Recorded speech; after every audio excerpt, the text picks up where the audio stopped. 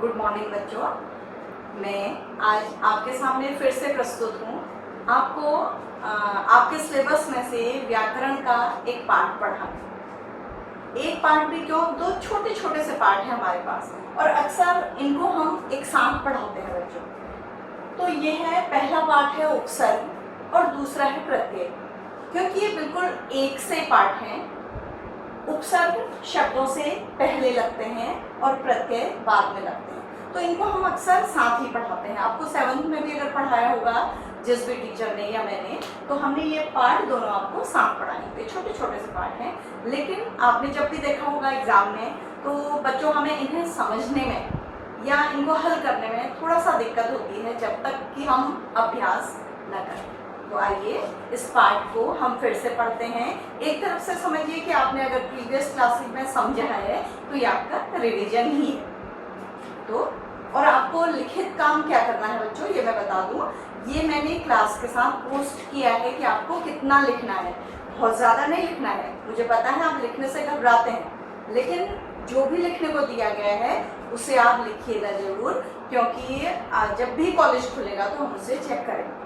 तो बच्चे आप लोग सब लोग लिख रहे हैं ना, अपना लिखित काम पूरा कर रहे हैं और कॉपी नई बनाने की कोई आवश्यकता नहीं है। जो भी पेपर्स आपके पास हों उसमें आपको लिखना है। तो आइए बच्चों हम आरंभ करते हैं उपसर्ग और प्रत्यय। तो दोनों में बच्चों सबसे जो महत्वपूर्ण शब्द है मैं उनको बताती हूँ। शब्दांश।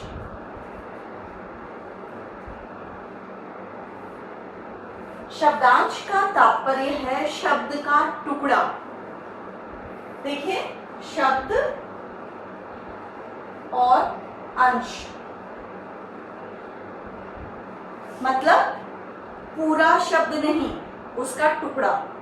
तो बच्चों होता क्या है कि उपसर्ग में भी और प्रत्यय में भी शब्द के टुकड़े लगकर उनको नया रूप दिया जाता है या शब्दों के अर्थ को परिवर्तित कर दिया जाता है। बेटा, हम लोग अपनी भावनाओं को एक दूसरे से प्रकट करने के लिए भाषा का प्रयोग करते हैं, और मनुष्य की जो बुद्धि है उसकी मेधा जो है वो कभी रुकती नहीं है। वो जैसे एक शब्द का निर्माण हो जाएगा तो उसमें उपसर्ग और प्रत्यय लगा के उस शब्द को कई तरह से अभिव्यक्ति की क्षमता देती है या अभिव्यक्त करने के लायक बनाती है। तो इसीलिए हम व्याकरण पढ़ते हैं कि हम शब्दों का अच्छी तरह से इस्तेमाल कर सकें, उनके अर्थ को समझ सकें। ठीक है, तो हम देखते हैं कि उपसर्ग और प्रत्यय दोनों में शब्दों के अंश को जोड़कर नए शब्द बनाए जाते हैं। तो आइए अब हम इन दोनों को एक एक करके लेते हैं। ठीक है, सबसे पहले हम लेते हैं उपसर्ग को। उपसर्ग की हम बच्चों व्याकरण में जब भी कुछ पढ़ते हैं तो उसकी परिभाषा पढ़ते हैं। तो सबसे पहले मैं परिभाषा बताऊंगी, फिर आपको पता है कि कोई भी परिभाषा उदाहरण के बिना पूरी नहीं होती है।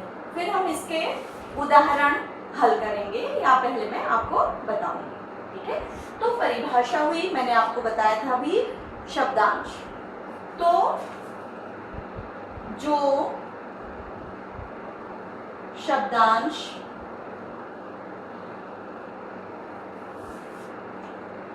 शब्दों से पहले आकर, आप देख पा रहे हैं मुझे लिखते हुए, उसके अर्थ को बदल देते हैं, उन्हें उपसर्ग कहते हैं। तो बच्चों ये उपसर्ग की परिभाषा है कि जो शब्दांश शब्दों से पहले आकर उसके अर्थ को बदल देते हैं उन्हें उपसर्ग कहते हैं। मैं अभी बताते चलती हूँ, फिर भी बताऊंगी कि प्रत्यय की परिभाषा में बिल्कुल एक ही ये जो शब्द है हमारा, ये परिवर्तित होगा पहले। पता क्या हो जाएगा ये बाद में। तो आपके लिए टेक्निकल रूप से सीखना जरूरी है कि केवल आपको प्रत्यय की परिभाषा में ये शब्द बदल लेना है, क्या कर लेना है बाद में, तो परिभाषा बिल्कुल ऐसी ही रहेगी, ठीक है। और ये परिभाषा लिखने में एक जरूरी बात है कि यदि आप यहाँ पर शब्द लिख देंगे पूरा पूरा तो बच्चों तब भी ये गलत हो जाएगा, क्योंकि शब्द के साथ शब्द नहीं लगता बल्कि क्या लगता है, शब्द का टुकड़ा लगता है, ठीक है। तो बच्चों ये हमने लिखा परिभाषा। अब कोई भी परिभाषा उदाहरण के बिना पूरा नहीं होती है, तो हम इसमें उदाहरण जब लिखते हैं तो उसको लिखने का भी तरीका होता है। अक्सर बच्चे क्या गलती करते हैं कि उपसर्ग और प्रत्यय को अलग अलग करने में प्लस का प्रयोग करते हैं, जो नहीं किया जाता है। इसको आपको लिखने का तरीका जो एक बार बता दिया जाएगा, हमेशा आपको वैसे ही लिखना होगा। तो बच्चों आपको 3 कॉलम बनाने होंगे, ये देखिएगा आपको, क्या आप मुझे देख पा रहे हैं। अगर हमें उपसर्ग को सॉल्व करना हो तो अभी हम उपसर्ग को ही सॉल्व कर रहे हैं, तो हम सबसे पहले लिखेंगे उपसर्ग, क्योंकि उपसर्ग सबसे पहले आता है, फिर शब्द, फिर क्या होगा बच्चों, पूर्ण शब्द, पूर्ण शब्द। अब मान लीजिए आपको दिखाई दे रहा है ठीक से, हमने लिखा अ, हमें अ उपसर्ग दिया गया है, शब्द है नेक। अब देखिएगा हमारा क्या बन गया, अनेक। अब आप अपनी परिभाषा में जाइए, क्या जो परिभाषा में बताया गया है वो यहाँ पूरा हो रहा है। देखिए हमारा शब्द है अनेक, अनेक का मतलब आप समझते हैं बहुत सारे, तो नेक का मतलब है बहुत अच्छा। हमने उसमें अ उपसर्ग लगा दिया तो जो पूरा शब्द बना उसका अर्थ क्या हो गया, बदल गया, पहले वाला अर्थ नहीं, ठीक है। तो इसी तरह से प्रत्यय में भी होता है बच्चों, ठीक है। तो आपको मान लीजिए हम लिखते हैं अब, दूसरा भी हमने लगाया अ, ठीक है, हमने लिखा धर, बन क्या गया, अधर। तो देखिए कितना परिवर्तन हो गया। यहाँ पर शब्द का अर्थ है धर, धरना किसी चीज को, ठीक है। अ लगा के उसका क्या हो गया, अधर, होंठ, तो शब्द का अर्थ पूरी तरह से बदल गया। तो आपको जब भी ये परिभाषा लिखनी है आपको इस तरह से उदाहरण भी देना है।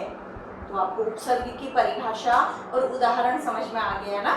जैसे अनुपस्थित, अनु और उपस्थित, तो आपको इस तरह से लिखना है, 3 कॉलम बनाना है, चाहे उपसर्ग करना है सॉल्व या प्रत्यय करना है। अब बच्चों उपसर्ग में ही जो हमें और बताया जाता है क्लास 8th में, वो ज्यादा इंपॉर्टेंट नहीं है, लेकिन मैं थोड़ा सा आपको समझा देती हूँ उसको, कि उपसर्ग में हमारे जो उपसर्ग होते हैं, जैसे हम जो शब्द प्रयोग करते हैं बच्चों, शब्द होते हैं, कुछ शब्द होते हैं तत्सम, और कुछ शब्द होते हैं तद्भव, और कुछ शब्द होते हैं आगत। जैसे अंग्रेजी से लिए जाने वाले शब्द, उर्दू से लिए जाने वाले शब्द, उनको आगत कहते हैं हिंदी में, कि वो बाहर से आए हुए शब्द हैं। तत्सम का अर्थ है जो संस्कृत से लिए गए हैं शब्द, वैसे के ही वैसे, उनके विसर्ग और हलंत हटा दिए जाते हैं।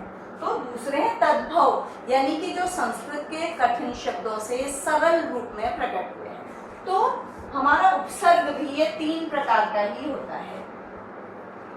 सबसे पहले होता है संस्कृत के उपसर्ग, संस्कृत के, फिर होते हैं हिंदी के, और फिर होते हैं उर्दू या अंग्रेजी।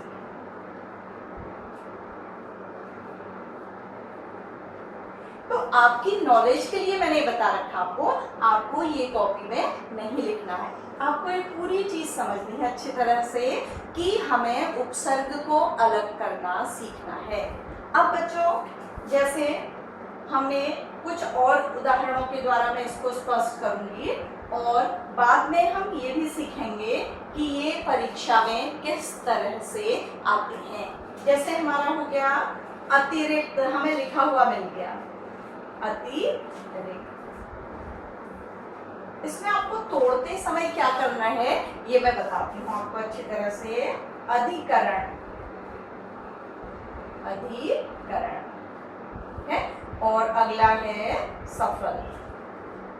मान लीजिए 3 शब्द हमारी परीक्षा में आए हैं, तो हमें क्या करना होगा बच्चों? तोड़ने के लिए जो एक बात ध्यान रखनी है हमें कि हमें इससे एक टुकड़ा तोड़ना है शब्द का। पूरे शब्द को आधा आधा नहीं करना है, और बाद में जो बचा हुआ शब्द है वो अर्थपूर्ण होना चाहिए, वो अधूरा नहीं होना चाहिए। जैसे हम इसमें 3 कॉलम बनाएंगे। पहले कॉलम में हम अति लिखेंगे, ठीक है, वो हमारा उपसर्ग होगा। फिर रिक्त शब्द होगा और पूरा शब्द क्या होगा? अतिरिक्त। लेकिन अगर हमने इसे तोड़ दिया इस तरह से, देखिएगा, ध्यान दीजिएगा, अक्सर आप लोग ऐसा करते हैं, अतिरी, और आगे हमने लिख दिया आधा क और प, तो हमारा जो उपसर्ग है परीक्षा में क्या हो गया? गलत। तो हमें तोड़ते समय ये देखना है कि हमें एक टुकड़े को तोड़ के अलग करना है, और जो दूसरा शब्द बचा है वो मीनिंगफुल होना चाहिए। जैसे हमने इसमें थोड़ा अधि को तोड़ लिया और वहां क्या लिख दिया? करण, ठीक है। यहाँ स को तोड़ दिया और क्या लिख दिया? फल। अगर हम तोड़ देंगे, सफ को तोड़ देंगे और ल लिख देंगे तो वो क्या हो जाएगा? गलत। तो आइए इसके बाद हम समझते हैं अब प्रत्यय। तो प्रत्यय में बच्चों मैंने आपको इसको परिभाषा को लिखते समय बताया था कि हम सिर्फ क्या बदलेंगे? ये देखिए, बिल्कुल वही परिभाषा है। आपके लिए कितनी आसान हो गई है ये परिभाषा। देखिए, शब्दों से बाद या शब्दों के बाद में, बस इतना ही बदला है हमने। अगर हम इसको बदल के पहले करेंगे तो ये उपसर्ग की परिभाषा हो जाएगी। अब ये किसकी हो गई है परिभाषा? प्रत्यय।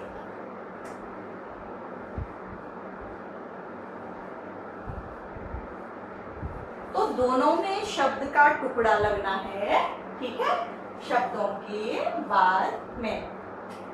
तो दोनों में टुकड़ा लगना है, ठीक है, दोनों में टुकड़ा लगना है, लेकिन एक में पहले लगना है, एक में बाद में लगना है। अब बच्चों देखिए, अगर मैं इस पेन से आपको समझाऊं तो अगर इसमें देखिए आप, ये उपसर्ग है और ये शब्द है, और प्रत्यय में ये स्थिति क्या हो गई? उल्टी हो गई। ये हमारा क्या हो गया? शब्द, और ये क्या हो गया? प्रत्यय।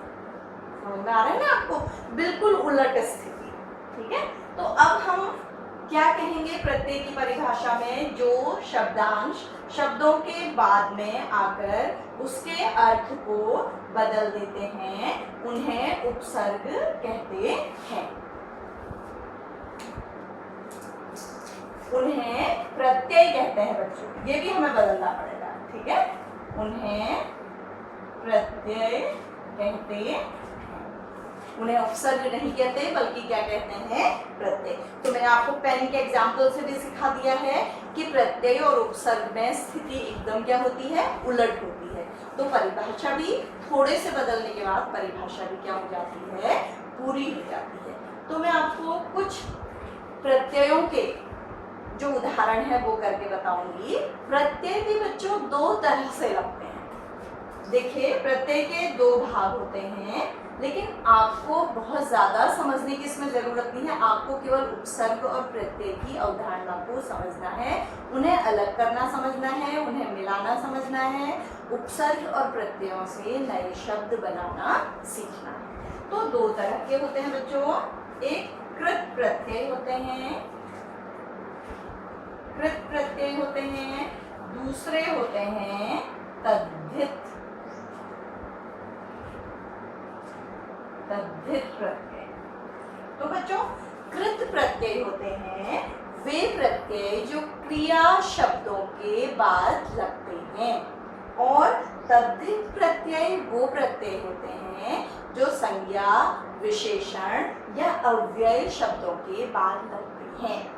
डरिएगा मत, ये आपको याद नहीं करना है इस परिभाषा को, आपको केवल इस परिभाषा को याद करना है।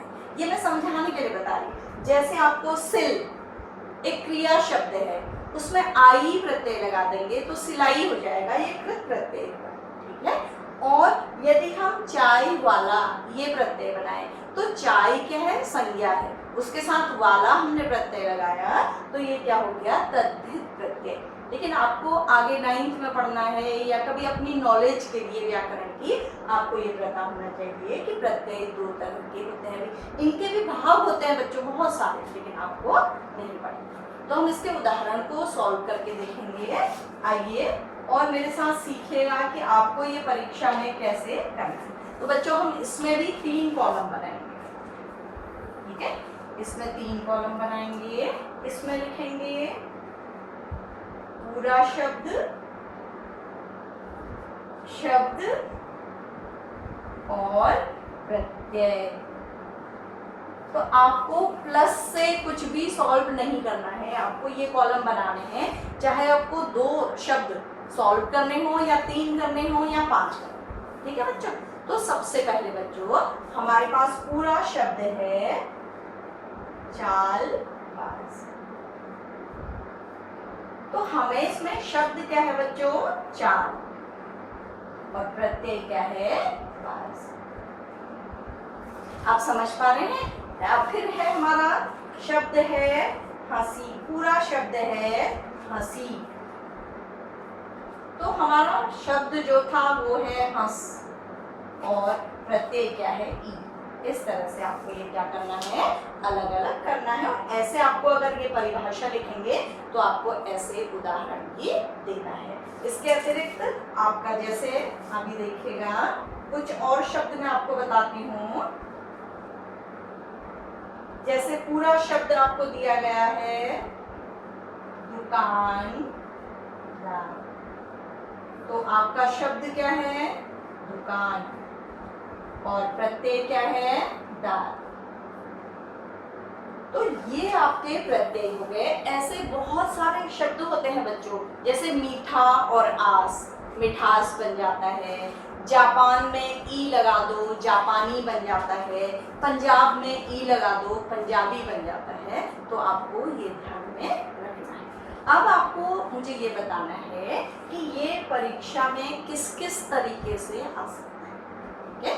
तो परीक्षा में बच्चों सबसे पहले जो आ सकता है वो है क्वेश्चन आ सकता है, और आता ही है। आप पिछले साल के पेपर उठा के देखेंगे आपके, तो आपको लगेगा कि मैं जो बता रही हूँ वो आपको समझना है। सबसे पहले आता है प्रत्यय या उपसर्ग की परिभाषा, जो 5 नंबर की होती है या 4 नंबर की। तो आपको परिभाषा में उदाहरण भी लिखना होगा। उदाहरण के बिना कोई भी परिभाषा जो होती है वो इनकम्प्लीट, पूरी नहीं होती, हम नंबर पूरे नहीं देते, ठीक है। अगर आपने परिभाषा लिखी, पूरी सही लिखी, उदाहरण नहीं लिखा, तो उसके नंबर आपको कम मिलेंगे। तो आपको क्या लिखना है, परिभाषा और उदाहरण। और उदाहरण किस तरह से लिखना है, कितने कॉलम बनाने हैं आपको, 3 कॉलम, ठीक है। ये जो आप अपने कॉपी में अभी काम करेंगे उससे ही अपना अभ्यास आरंभ करिएगा कि आप 3 कॉलम बना के अपना काम करेंगे। तो दूसरा बच्चों जो दूसरा क्वेश्चन आ सकता है वो आ सकता है कि उपसर्ग और प्रत्यय में क्या अंतर है। तो आपको बता दिया गया है, परिभाषा के माध्यम से भी क्लियर हो गया है। उपसर्ग शब्दों में पहले लगते हैं और प्रत्यय कैसे लगते हैं, बाद में, ठीक है। फिर उसके बाद आता है आपको कुछ शब्द दे दिए जाते हैं, जैसे आपको दे दिया जाएगा मोटापा, ठीक है, दिखावट, ठीक है, लिखाई, इस तरह के शब्द, ठीक है, ये दे दिए जाएंगे प्रत्यय से। कहा जाएगा कि इनसे प्रत्यय को अलग करिए, या उपसर्ग के दे दिए जाएंगे, जैसे असफल, गैर जिम्मेदार, ठीक है, ये दे दिए जाएंगे। आपसे इनमें कहा जाएगा कि उपसर्ग और प्रत्ययों को अलग करिए। तो आप इसमें से क्या करेंगे, शब्दों को देखेंगे, 3 कॉलम बनाएंगे, तो उपसर्ग और प्रत्यय आपको क्या करने होंगे, शब्दों से अलग करने होंगे, ठीक है। अगला आपको दे दिया जाएगा, मान लीजिए आपको कुछ जैसे अनु, ठीक है, इस तरह से गैर, ये आपको उपसर्ग दिए जाएंगे। कहा जाएगा कि इन उपसर्गों से नए शब्द बनाइए, या फिर आपको जैसे है वान, मती, ठीक है, ता, ये आपको कुछ प्रत्यय दे दिए जाएंगे, कहा जाएगा कि इनसे आप नए शब्द बनाइए। तो उस समय बहुत दिक्कत होती है, क्योंकि बच्चों परीक्षा के समय में हमारे पास सोचने का इतना समय नहीं होता है, हम हड़बड़ाहट में होते हैं, तो हमें इनका अभ्यास आवश्यक होता है, ठीक है। तो ये आपको तरीका भी समझ में आ गया होगा, कितने तरीके से ये प्रश्न आते हैं, ये अच्छी तरह से समझ में आ गया होगा। और लिखित काम करेंगे तो आपका फिर अच्छी तरह से, आपको और अच्छी तरह से समझ में आ जाएगा, ठीक है। तो ये आपका हो गया है। इसके अतिरिक्त मैं आपको कुछ उपसर्ग और कुछ प्रत्यय दे रही हूँ। मतलब वो क्यों दे रही हूँ कि वो एक सामान्य से उपसर्ग और प्रत्यय है, उतने आप तैयार कर लेंगे तो समझिए कि आपका परीक्षा के लिए थोड़ा बहुत तैयार हो जाएगा, ठीक है। तो उनको आप अपने पास लिख लीजिएगा। ये देखिए, अभी ये मैं मिटा रही हूँ। इसके बाद कुछ उपसर्ग, 10 उपसर्ग और 10 प्रत्यय मैं आपको दे रही हूँ, जिनसे आपको नए शब्द बनाने हैं और उनको अलग अलग करना भी सीखना है। तो बच्चों, उपसर्ग में है, पहले उपसर्ग दूंगी, फिर प्रत्यय। तो उपसर्ग में है सु, आ,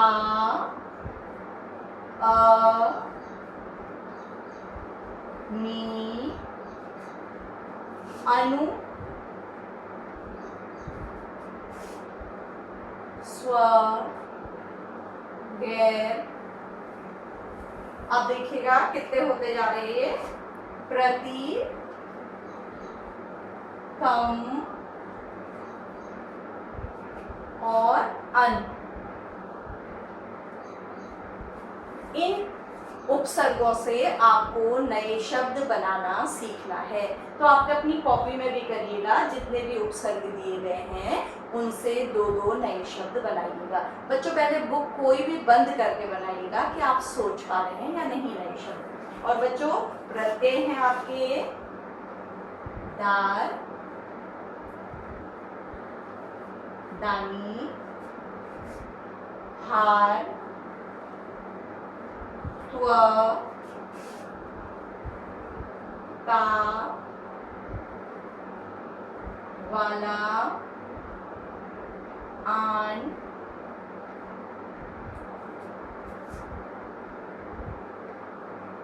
मान, ई, पन,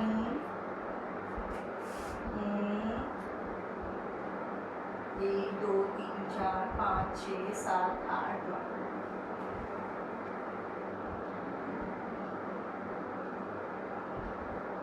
दार, दार हो गया है, महज, अपना, घबराहट, आहट। ये कुछ उपसर्ग हैं, कुछ प्रत्यय हैं जो सब में इम्पोर्टेंट हैं। तो इनमें से अगर हम इतने याद कर लें तो शायद हमारा काम चल जाएगा। तो आपको ये अभ्यास करना है, लिखना है। तो आज बच्चों हमने व्याकरण से एक पाठ पढ़ा, बल्कि कहिए छोटे छोटे 2 पाठ पढ़े एक ही पीरियड में। बहुत छोटे हैं लेकिन परीक्षा के लिए बहुत इम्पोर्टेंट है, क्योंकि 4 नंबर का ये आता है, 4 नंबर का ये आता है। तो जितना आप समझिए कि लिटरेचर में कितना ही आप लिख देंगे, निबंध में इसमें एक शब्द लिखने में आपको 1 नंबर मिल जाता है। तो ये इम्पोर्टेंट पार्ट है, इनका अभ्यास करिएगा। हमने जाना प्रत्यय की परिभाषा, उपसर्ग की परिभाषा, उनका उदाहरण, उनको हल करने का ढंग, और फिर मैंने आपको अंत में बताया कि ये प्रश्न परीक्षा में किस तरह से आते हैं। तो उम्मीद है कि आपको ये समझ में आ गया होगा बच्चों, और आप लिखित कार्य समय पर पूरा करेंगे।